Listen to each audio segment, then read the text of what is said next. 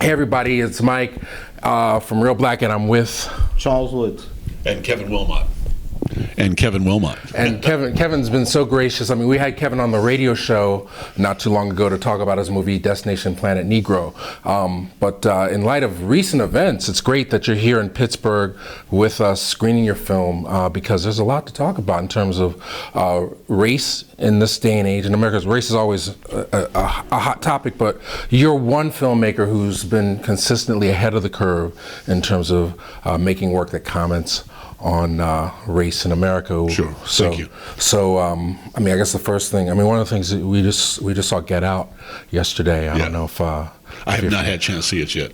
Okay. Did you want to speak about it a little bit without the spoilers and stuff? Well, I just to piggyback on what we first discussed, having seen the film, and we didn't want to say too much for spoiler purposes, but I told Kevin I can't wait for him to see it and to hear what he thinks about it.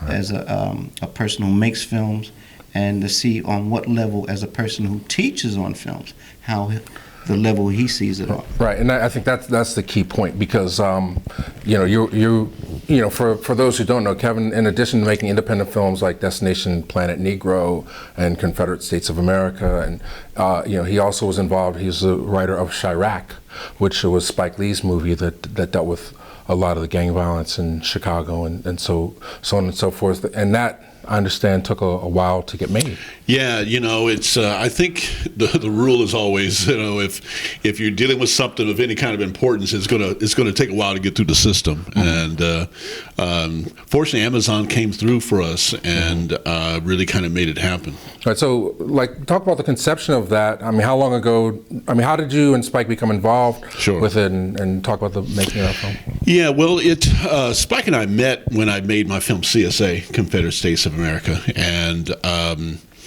his agent had heard about my film. Well, we kind of had the same agent at the time, and Spike heard about it, and Spike saw it, and he really loved it and wanted to support the film, and so he's a presenter on C.S.A. Mm-hmm. It's presented by Spike Lee, and at that time he asked me if I had any other scripts, and I had a script called "Gotta Give It Up," and based on Lysistrata, the 411 BC Greek Aristophanes play. And so we tried to get it made, that's almost 15 years ago. Wow, and it's centered around gang violence at that point? It was centered on gang violence. It wasn't set in Chicago, it was just set in kind of a major city. Mm-hmm. We tried to get it through the system, couldn't quite get there. So what studios would you approach to get it? Well, we went to really about every major studio in Hollywood and had a meeting with them, and had 2 readings of the screenplay for DreamWorks. Mm-hmm. And it just didn't quite happen. Jennifer Lopez was going to be Lysistrata at that time, and so I got a call from Spike a couple years ago, and he said, "Do you still have that script?" I said, "Yeah, I still got it." He said, "Well, let's set in Chicago, call it Chi-Raq." So we went to Chicago and really did the research, met with Father Pfleger, Michael Pfleger, mm-hmm. there, deeply involved with the gang situation in Chicago. Mm-hmm. And met with a lot of the other folks, former gang members, current gang members, just a group of mothers and fathers who've lost children to mm-hmm. gang violence, really, a kind of life-altering kind of experience when you get to kind of talk to these folks up close and personal. And so then Spike went to Amazon, and it happened. And wow. So that brings me back to the original point. So Get Out is #1 movie in America. And it is a horror movie that deals specifically about, all horror movies deal with some level of fear. Right. For this movie, racism is the fear. This person's fear of going to visit his girlfriend's white family. Right. And what that represents. And then it evolves into even more where you're talking about systemic and institutionalized racism and things like that. So, we're watching it last night, and it's black people and it's white people in there, and they're all cheering this black protagonist who is basically dismantling the system. Why how hard is it to get something like that through a system, get something like that made, and what are the obstacles? Why don't we see more movies like this? Well, I think the system just isn't designed for movies like that. I mean, the system is designed to make the same movie over and over and over again. That's how the system is designed. So if this movie made money, let's keep making that movie over and over and over again. You know, no matter what kind of movie it is. I mean, that's how it's designed. It's a business. I mean, it's not an art thing. It's not a, you know, let's enlighten the country. Let's enlighten the world. It's none of that. It's just money. So when a movie like Get Out comes through, you know, it's kind of a, you know, it's a revolutionary kind of thing, because, you know, movies like that aren't supposed to get through the system. And I'm not sure exactly how the movie was made, and I'm not sure quite who produced it and all that. Well, basically, Blumhouse, they did The Purge. I mean, a lot of the horror movie genres, and their business model is to make movies in the $5 million to $7 million range. Right. Spend more money to market that, like make a deal with a studio that is committed to spending, you know, maybe $20 million to market it, right, and then getting it out there and satisfying certain genres. So when Peele was approached, you know, he said, like, look, if you can make a movie for this money, right, within this genre, you can have carte blanche. Yeah. I think to piggyback on what you said, they make the same thing over and over again. It's formulaic. We see the same stories. But I was telling Mike, I think what happened here is, okay, we've had horror films, just another horror film. How can we tweak it? Right. And blackness is the way they could tweak it. Right. Yeah, I mean, you know, I think that combination has always been ripe for social comment, you know, and it's really great that he's done this. Those Purge movies are not dumb movies either. I mean, those Purge movies say a lot about the current state of affairs right now too. Yes. So it seems like that company kind of isn't afraid of movies that kind of go there to some level, which is really great. Kevin, when you say go there, Purge, you bring up Purge, and when people see Get Out and how it's going to relate to what's happening socially, right, where we're talking about, we have issues of climate control, dystopia, looks like it's in the near future. Right. We got to get rid of some people. Well, you know, I mean, that's the thing. I mean, you know, the Trump thing is, you know, just this great example of where we've been heading for the last 20 years or more, right? And President Obama just drove America crazy. I mean, his blackness just drove America. It's made America. It's kind of, I haven't seen Get Out yet, but I'm getting from it that it makes people kind of, you push them in the corner and you make them see kind of what's always been going on here, and there's a reaction to that. And I think President Obama's blackness, just his blackness, has made America kind of feel like, you know, some Americans feel like they're in the corner, like they were trapped, they were cornered, like, you know, they can't get away. And there's just been this backlash to that, and there's always been a backlash to black progress, and I think we see it in Mr. Trump. So with this black progress and this fear of this black taking over, I guess the reaction is, Get Out. Yeah, that was too easy. So Kevin, so I mean, that's the setup. Everybody's going to say that's in the zeitgeist. Sure. But I mean, you've been handling this topic for a long chunk of your career. Sure. So tonight, I mean, this afternoon we saw Destination Planet Negro.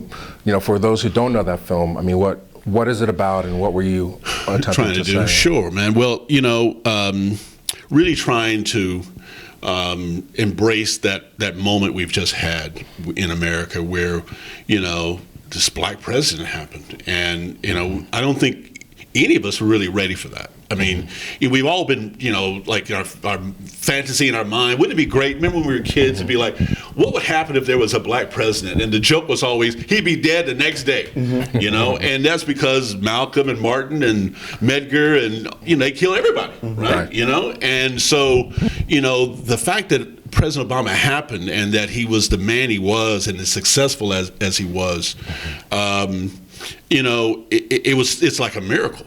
But it also was this moment that really made us have to look at how far we've come and how far we really still need to go. And so for me, that was really the motivation of it, that I wanted to for the record, kind of put something out there from my point of view that said, this is kind of what was going on at that moment, and pro and con. And Destination, the fact that I'm able to take the 1939 point of view of black folks, dealing with the Negro problem, and so desperate they're ready to go to another planet, and then they go through a black hole and wind up with a black president here today, and you think, oh, glory, hallelujah, we've made it, and then you find out not quite, not quite. I just would like for you to elaborate on the points you were making, where in film being made to satisfy the dominant culture, and by doing that, it maintains the status quo. Obama, yes, it signaled maybe a change, but there's this sense of the illusion of inclusion, and the fact that what Obama, when he was elected, we just spoke about post-racial. That became the term. Right. But the reality is, what followed Obama is what we have now, which shows that they used Obama's election to further keep us thinking that everything has changed when it hasn't. Yeah, that thing you're describing is one of the big problems, I think, that we've had we're not just now, but really kind of for a long time. I mean, because there's been progress, and you can measure. Oh, things are better. Sure, things are better. But because things are better, they we're being sold this lie, really, that it's great now. That there's no reason you can't make it now. And the reality of it is that the thing I was just thinking about lately is, the thing that's usually used against poor folks is you're making bad choices. You're making bad choices. All these bad choices you've made in your life, and because these bad choices that you've made, not race, not economics, not anything else, just that you've made, that's why you're in the position you're in today. And I think President Trump is the best example of how that's a lie, because President Trump has made nothing but mistakes in his life. I mean, he's made countless mistakes, bankruptcy, divorces, all kind of, who knows what all kind of other stuff has happened in his life that we don't know about. You can only imagine. Right. And because he was rich, his mistakes are not on public display. His mistakes are not out there for people to go, oh, I mean, come on, it's your fault. I mean, look at what you did. This is a choice that you made. And you take that reality and apply that to society and to how we live our life, and you see how unfair we treat people who are poor, or and most black folks that are having tough times are still poor. And the thing we love to tell them is the bad choices that they're making. And the reality of it is that when poor folks make a bad choice, it's a public choice. It is for all of us to judge. It's on public display, and it is horribly unfair. And that to me is kind of the thing that cuts against that lie that we've been told, that it's all great and there's no reason you can't make it today. Well, one of the things I really love about Destination Planet Negro and all your work is that you project things into imagination, and that's one of the things that Get Out does. Like, for 90 minutes, people come because they want to be scared, but for 90 minutes you are forced to experience the story directly through the eyes of a black protagonist, and that's something that now you're forced to see things literally through his eyes and calculate, which is something that black folks have to always do when they watch mainstream movies. Yes, like we always have to filter our experience through Tom Cruise or Ben Affleck or whatever. So I mean, so it's important for us to tell our stories. But then what I like about your film is that it's also sort of like sci-fi. And that's something that we're always talking about, Afrofuturism and projecting ourselves into the future. The old Paul Mooney joke. You share it with them. Yes. Well, that thing that you're talking about is, I think that point of view thing is the difference between black film and a real black film and everything else that kind of purports to be a black film. You know, I mean, the point of view thing is everything.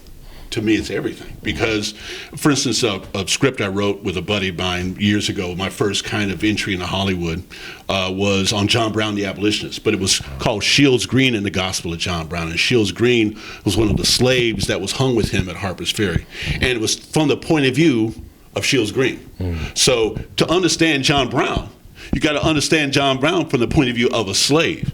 If John Brown, if I'm a slave and I want to free my family, which is, you know, we took Dangerfield Newby's life and we gave it to Shields Green, is because no one knows anything about Shields Green. And Shields Green was Newby was trying to free his wife and child from slavery.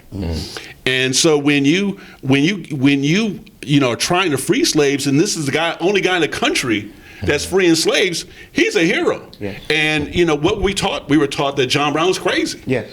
But we were never taught the slave master who owns slaves is crazy. But the guy freeing slaves is crazy. That's all point of view. And so when you get to experience a black movie that's dealing with black issues that affect us from the point of view of a black character, a black hero especially, it's a totally different kind of experience, and that's very rare in Hollywood. Most Hollywood movies, when they deal with race, they want to share the point of view at best. You know, it's a shared point of view with typically a white sidekick or a white person that is experiencing a black kind of experience. And I call that kind of that's one of the big problems in Hollywood, where you've got to, you know, I remember one time a producer in Hollywood, they wanted me to rewrite Sounder. And this guy had approached me about it. He liked the script that I'd written, and he wanted me to go back to the book. And in the book, basically, there are no white people in the book that are really good guys. You know, there's a few. You know, there's a lady, Mrs. Boatwright, that's you know, and in the old movie, you know, she's kind of this only white person in the movie that's kind of a nice person. And that character's not really in the book. And sometimes in black history, there was no good white people in the room at that moment. And it doesn't mean that white people are bad. It doesn't mean that we need to feel bad about anything. It's just for that moment, there was nobody good in the room. Right. Well, that comes to a key point. I mean, where we are now, this sort of post-Obama time period, it's the writing is on the wall. No one's coming to save us. No, and that thing, that's why that point of view thing is so important, because movies now, I think, you know, and I think white people are looking for this too, from black people. They're looking for people that kind of, you know, embody liberation. I think that, you know, the enlightened white people right now, especially now in this moment of Trump, they're looking for the response. They're looking for what are we going to hit them back with, and the first place they look is really toward blackness, because we've always been that liberation piece in American life. That catalyst, yeah. You know, but you made a point earlier where, and to piggyback on what you're saying about what we get in film, it's that we can't really get the black story unless we tell the white story. Yes. And then when they put it on film, it becomes more the white story with a little of the black story. Right. So we're navigating the binary, but the thing is, they're so concerned with white fragility that the anger that would cause us, rightfully so, justifiably so, to want to lash out, we can't have it the way they can have it. Right. I had wanted to, you know, you said through blacks and their fight for civil rights and the justice that we deserve to be being humans, we've allowed for women to enjoy their rights, other people to enjoy their rights. But the thing is, we can't have our remember the Alamo moments. Right. Okay, when we get Invictus, it's when the South Africans will say, why must we be kind to these people who brutalized us? Right. We have to have that reconciliation, and we have to be bigger.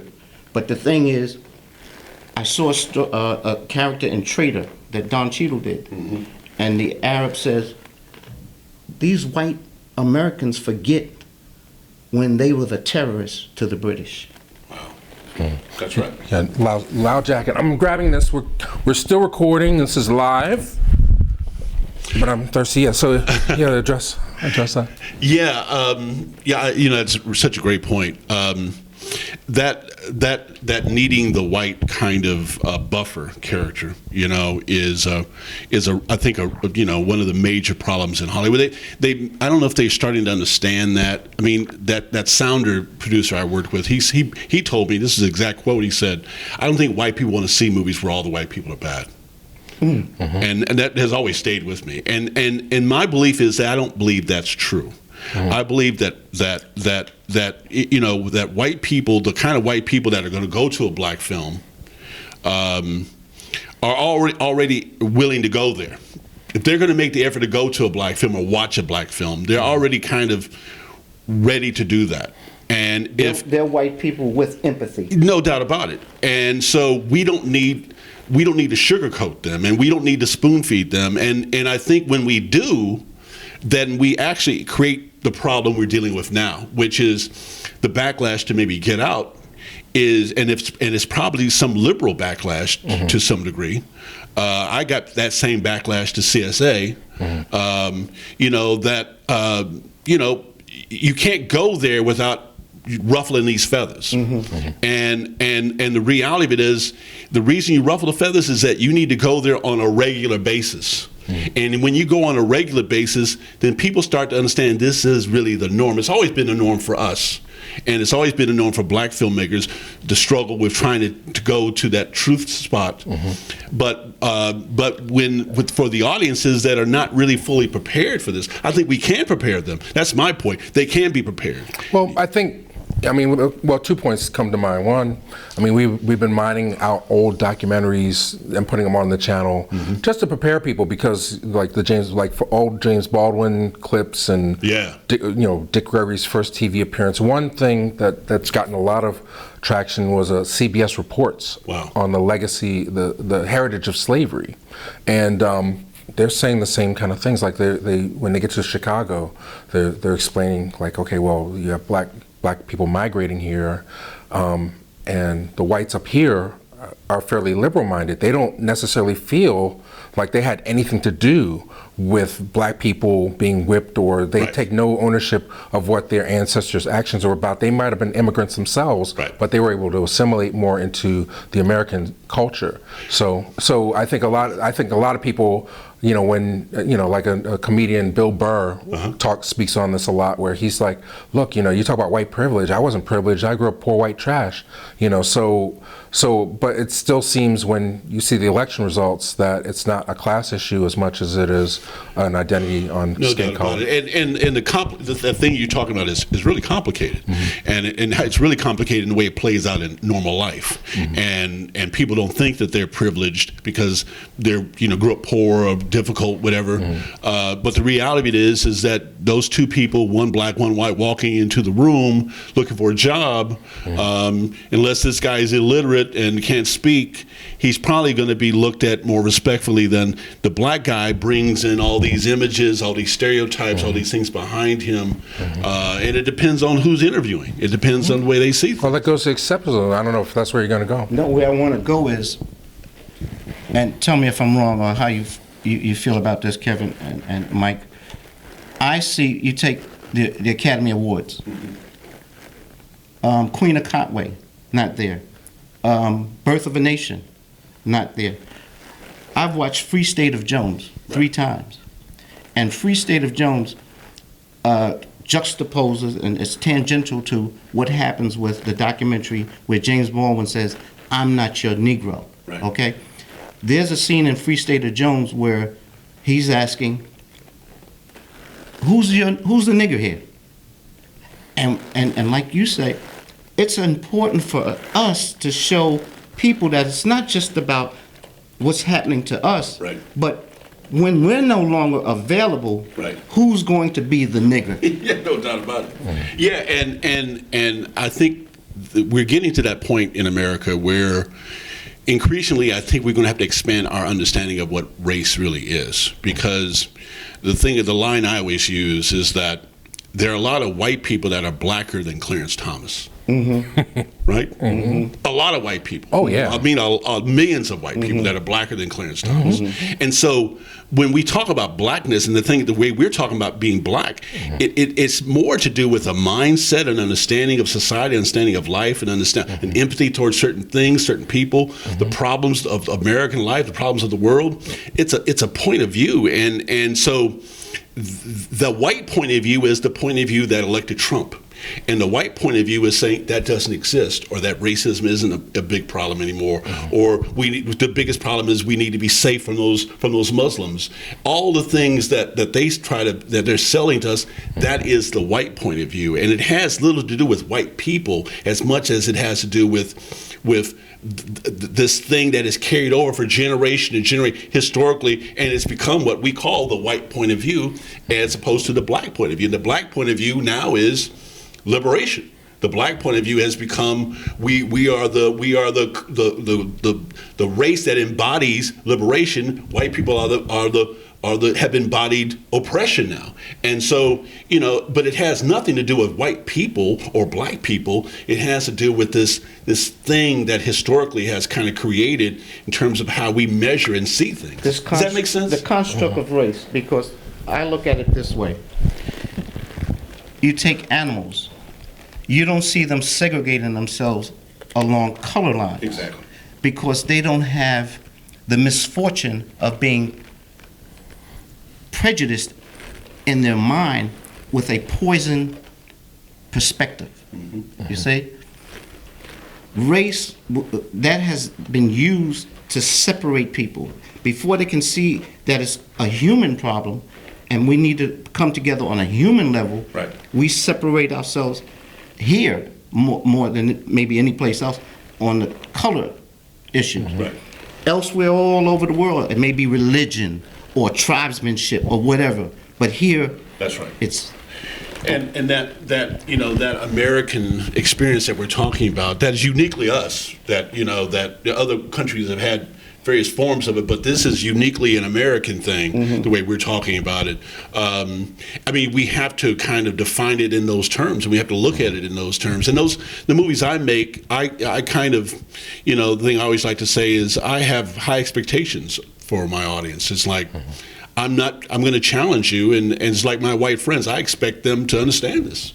Well, I'm not going to question it. I expect you to understand it. Well, I mean, I'm enjoying. Let's get some more information, background on you. Like, I mean, I think we all come to an awareness point or a level where our consciousness is elevated, and hopefully it's being accelerated by having information more readily available. Right. But I mean, what was your induction, your entry point in terms of?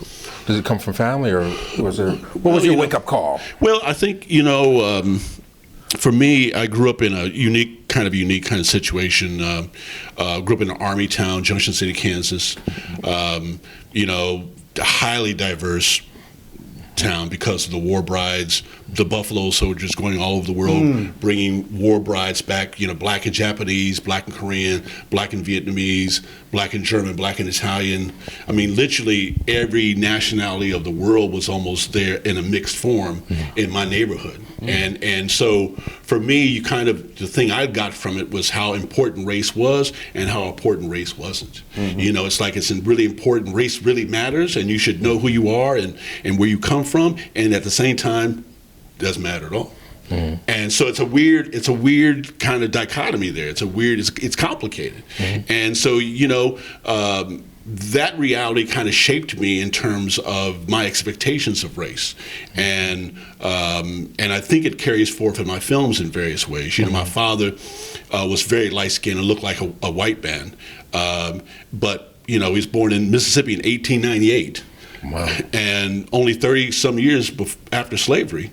And, he told me that he had to eat roots out of a tree. They were so hungry. My father went to the 6th grade. My mother went to the 10th grade because they had to go to work.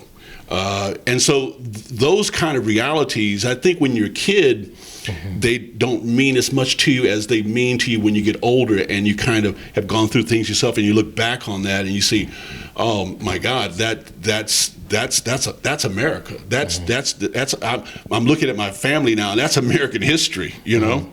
Well, was your father conscious of the various civil rights movements from Garvey to M.F.A. to not really. Okay. I mean, they didn't talk about it like that. My first introduction to it was actually, I think I was in 4th grade, and we were watching TV, and I was playing with my army men on the floor, I think, and news flash, Dr. King has been shot in Memphis. My mother starts screaming and hollering. She goes on the front porch. She's totally out of control, screaming and hollering. My father has got to grab her and bring her in the house. My big brother, neighbor man from down the street that was over our house. And after they got my mother calmed down, I turned to my brother and said, "Who's Martin Luther King?" Wow.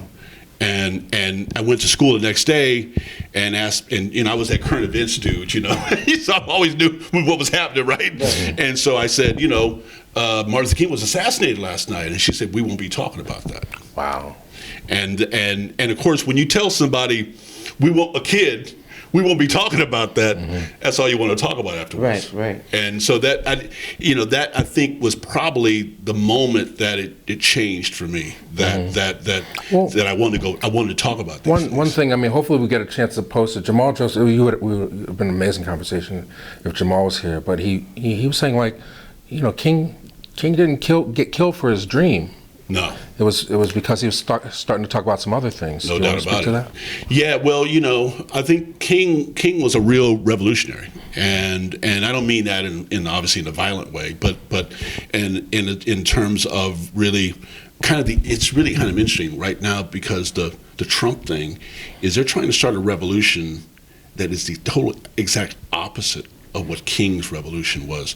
King's revolution was the beloved community where, we're all going to live together and we're going to respect each other, and through that economics are going to be better, and we're all going to find a more equal plateau to live on. We're all going to have empathy for each other. We're going to be a true kind of beloved community. We're going to be able to see each other's problems and see each other in each other, right? And what Trump and Bannon and these white nationalists are trying to sell is the exact opposite of that. And it's anti-community. It is total selfishness, and it is total. It's the opposite of empathy. It's like, this is about you. Yeah. This is about you and what you want and what you deserve, because you're an American, and you're not just you're an American, but you're a white American who really you're the guy that made this country, and we're gonna make sure you get yours. And that whole attitude is what we've been actually fighting our whole lives in this country. And Dr. King died fighting that attitude, because that is bigger than race. That is the thing that governs, I think, American life, period. And that is the whole of American life. And when you fall in that hole, it's over in America, because when you stop caring about each other, the whole concept of America is destroyed. Right, but I think there was also some socialist aspects going on as well. No doubt about it. And in that sense, I mean, you can't really talk about community without talking about socialism to some degree. I mean, all the things we love about America, Social Security, grandma's not on the corner selling apples anymore like she was in 1929 when she got old and sick. She's going to be taken care of. Well, socialism is anathema to this culture. Capitalism is based on exploitation. Martin Luther King, he learned his principle of ahimsa, which is a Hindu principle, do no harm to others. When you know what it's like to be treated like a dog, when you've been brutalized, unless you've been corrupted by that, you don't want anyone to be conditioned like that. Exactly. See, that's why we can talk about love, because we know how it is to be the victims of hate and brutality. Right. And that's why, as you said before, and people see, what's his name was given the Nobel Peace Prize, Obama as well. That's right. Okay? That's right.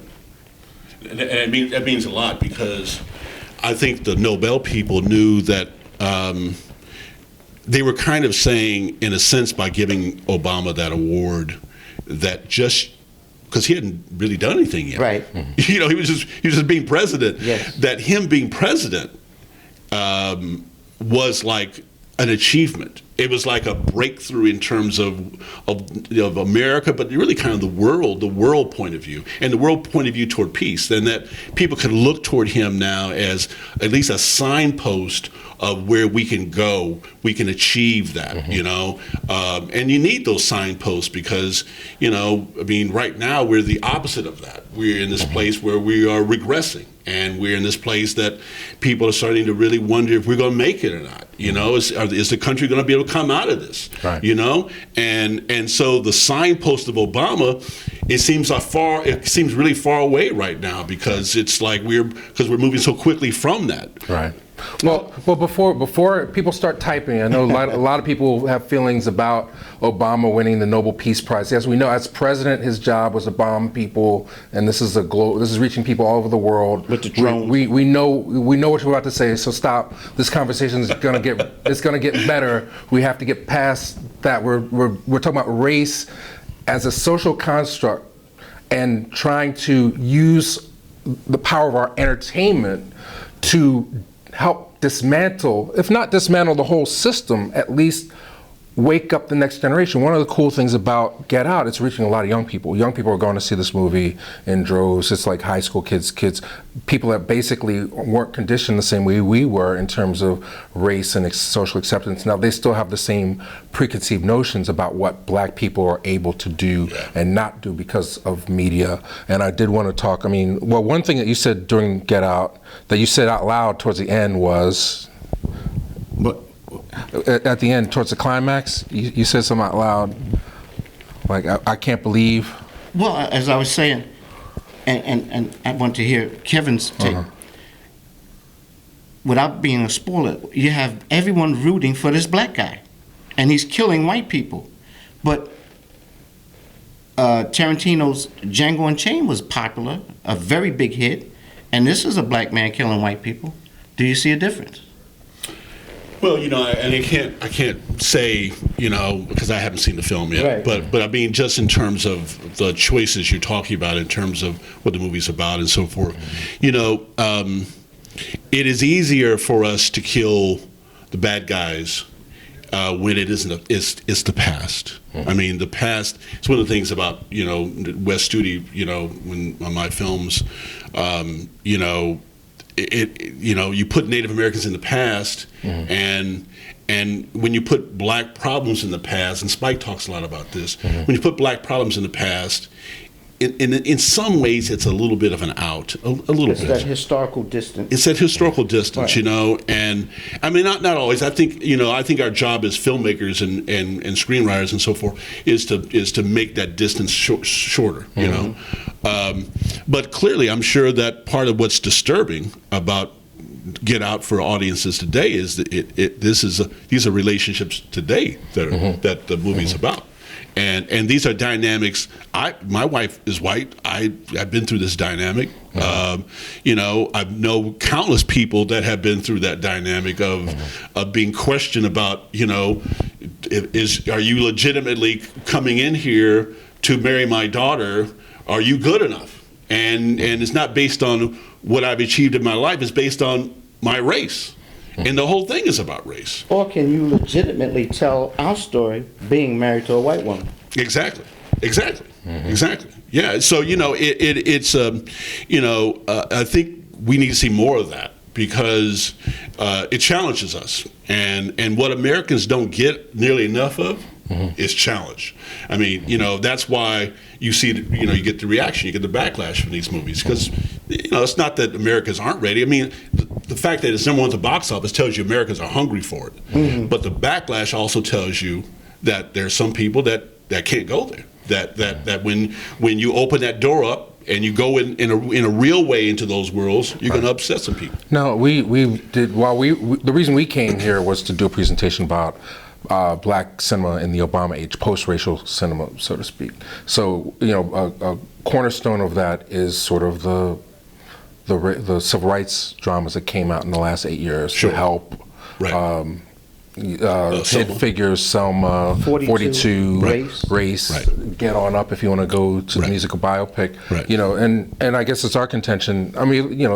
That those movies coming out after Obama's election did something, and the fact that they were successful, I think it reinforced this idea, one, that okay, well, things are better. Right. You You didn't have to go all the way across the football field to go to the bathroom.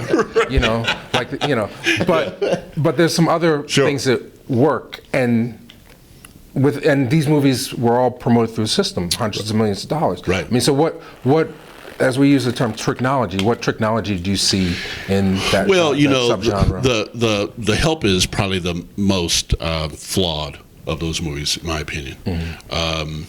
And the flaw really is that when you decide to make a movie about black mammies, I mean, literally, it's the Help. Literally, it's called The Help, and it's about black women that take care of white people's children. Yes. Okay, and are in white people's homes, cooking, taking care of their children. And then you need this white surrogate to be this interlocutor for them. And it is the white surrogate that really is the flaw in that film. That it is that whole dynamic of kind of making making that character so important when the character was the most unimportant person in the film. I mean, if I'm making that movie, and I'll just use it as an example. I'm going to be, the first primary thing I'm going to be concerned about is the stereotypes connected with the mammy stereotype. And what are the stereotypes of the mammy?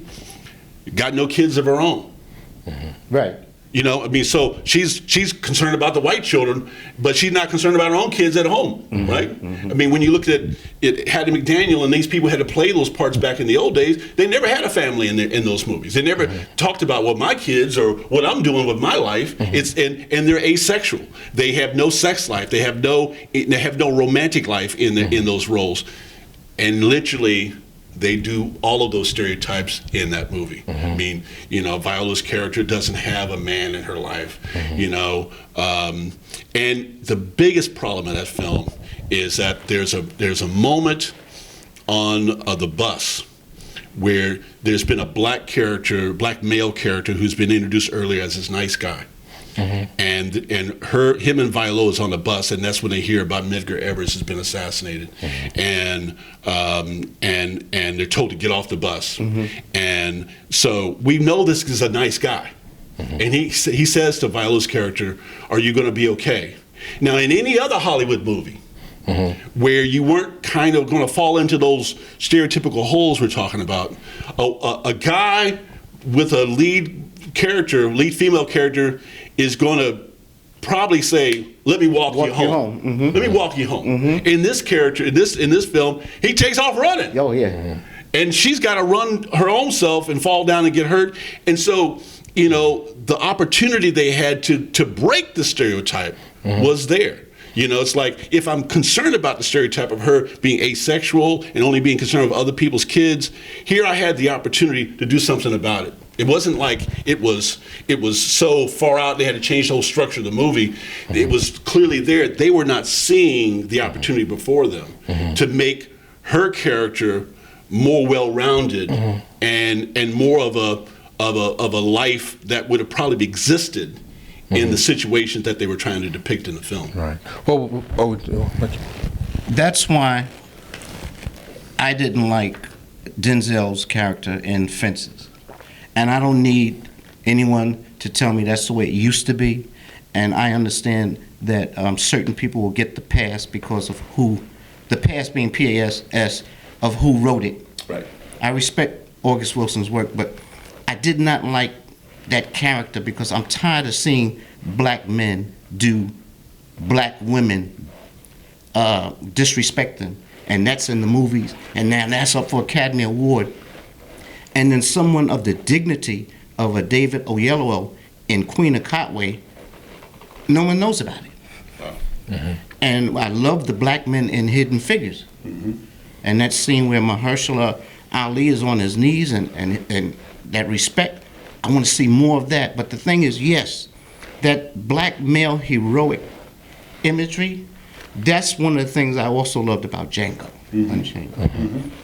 Well, we got to wrap up in a minute, but I do want. So, But understand. Well, you say like if something's successful, they'll make more of it. So, Right. So on the downside, the success of The Help led to a trilogy, The Butler, and then Mr. Church was less successful. The original title of that was The Cook. So we have like Help, Butler, and Cook movies in the last 8 years. Ouch. But empowerment. And I'd love to continue this conversation because we didn't even touch like the historical stuff. Maybe we can. But Straight Outta Compton was another huge grossing movie. It has pluses and minuses. Did you happen to see it? I didn't see that. Do you have any feelings about it? I'm a little old for that movie. Right. to be fair, Right. I mean, that's not my generation Right. of music Of course. and all of that. I admire the rebellious nature of it. I admire kind of the fighting back spirit of it.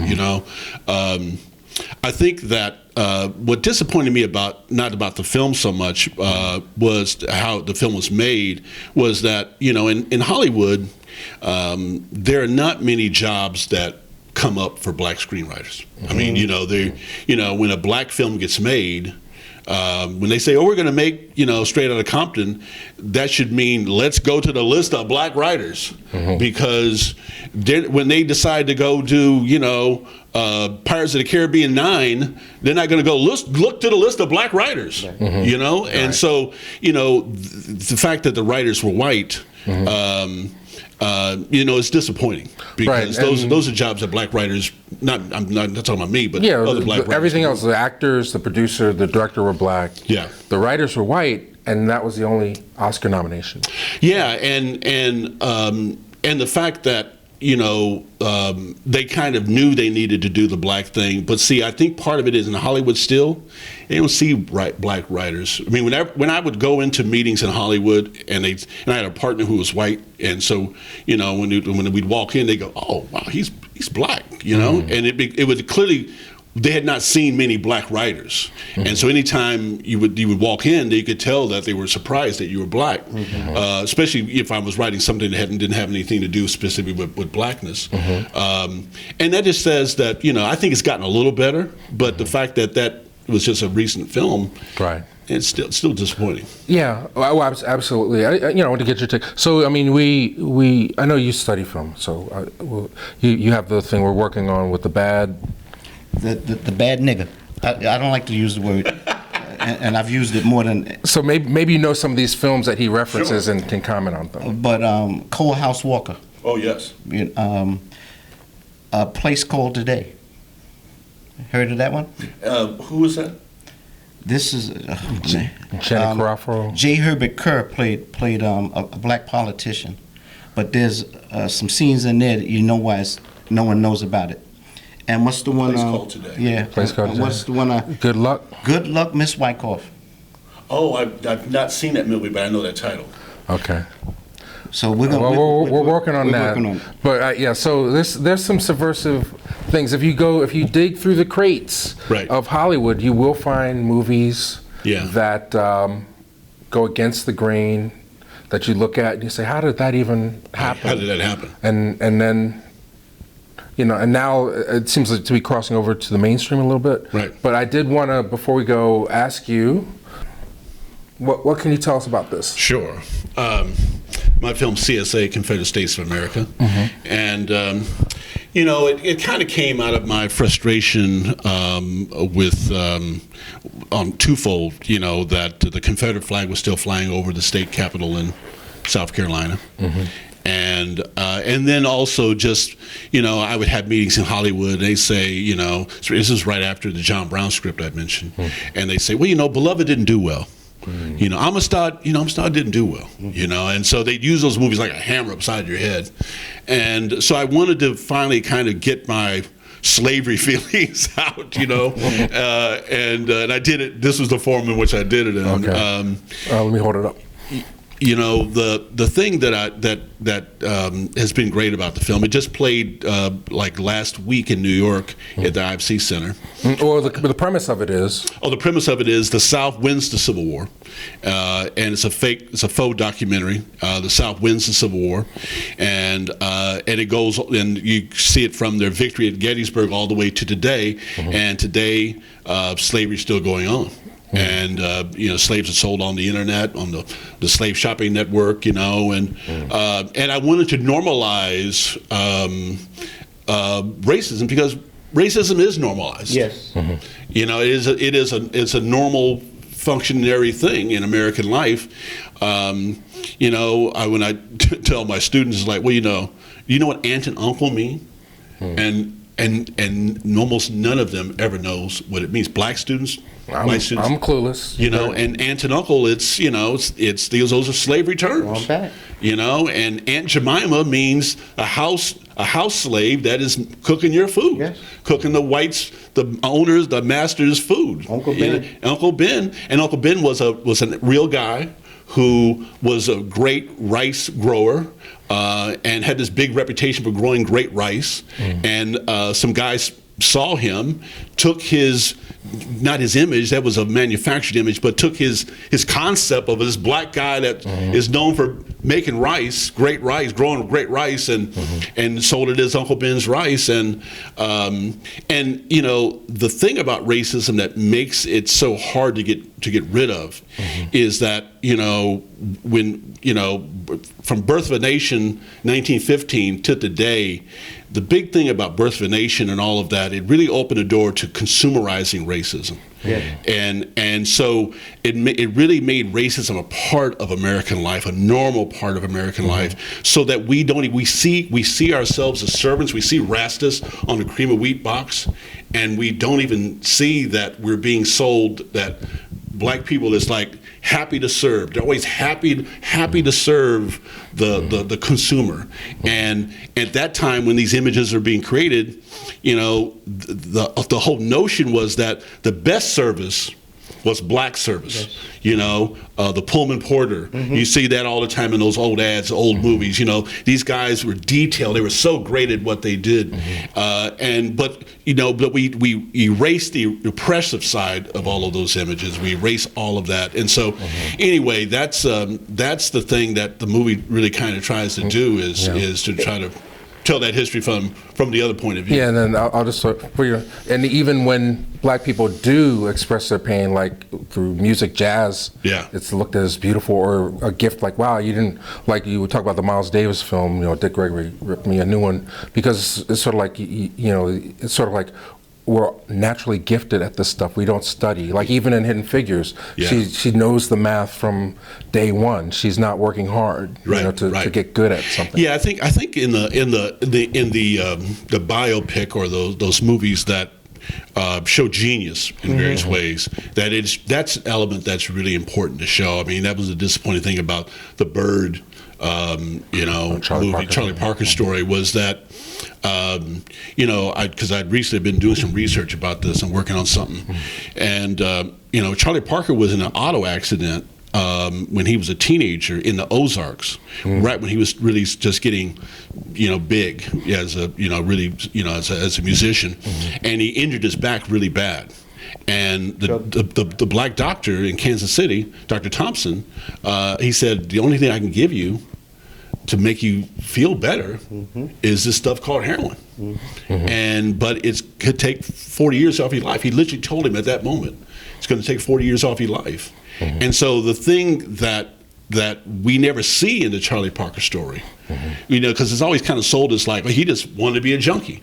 He just got on drugs because that's what guys like that do. It's like, no, he was injured, and that's how he was introduced to heroin, and that's how the addiction really started. Wow, yeah. So that's news. That's why you're Kansas City, right? Yeah, I'm a Kansas City guy. And that's one of the things I hate about when they want to do these stories. There's too much focus on the dysfunction. Right. You know, when we got Ray. Right. Okay. When we had Selma. Right. Okay. So the thing is, cinema in a formulaic way, they've got it down to a science. They've humanized an inhuman condition. they've sold us on this, and I call POP, pop culture, the power of persuasion to perpetuate our passivity and patience. Yeah, and the patience is the big part, because I think, there's always this element to, quite often in film, that kind of makes you passive. And it's the opposite of being challenged. And I think the movies that we all love are those movies that challenge us in some kind of way. Right. So we'll wrap it up. But so reward system. So if you got all the way through all this and you're still engaged and you want more, by all means, every one of Kevin's films, and a lot of them are on Amazon, a lot of them are on your personal website or streaming. And we'll put links in below. But I mean, while you're here, what books, what music, what movies do we need to be watching in this era that you would highly recommend? Oh, I tell you, man, my life is such right now that I end up being always in the old school rack. Just because I'm kind of always working on stuff, and but I think that there are so many great movies from the past. That you guys mentioned some that I'd like to find and see. Stand Up and Cheer. Stand Up and Cheer. Stand Up and Fight. Stand Up and Fight. Yeah.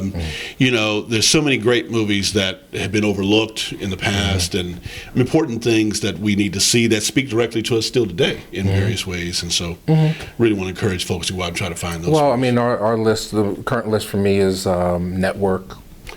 Always. To understand Trump, and what else is going Being There? Well, yeah, right, Being There. The films we touched on when we did the Technology of Trump. Technology of Trump, Being There is one. Yeah, I mean, literally, he is the evil Chauncey Gardner. He is the evil Chauncey Gardner. Yes. Yeah.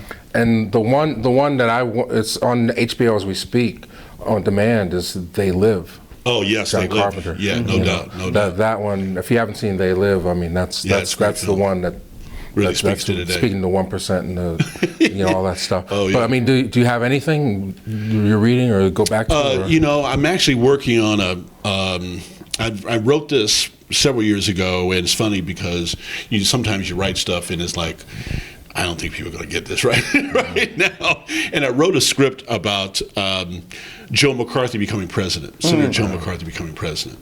And started shooting it actually, and then just kind of, because people are so bad at history, people don't know McCarthy like they should, and now it's like I'm going back to finish that because Joe McCarthy is president. Yes, he is. and the fact that Roy Cohn, McCarthy's attorney, was Donald Trump's attorney, and that everything Donald Trump he was not just his attorney, he was his mentor, and that everything that you're seeing now about how he behaves, it's all McCarthyism, and it's all Roy Cohnism.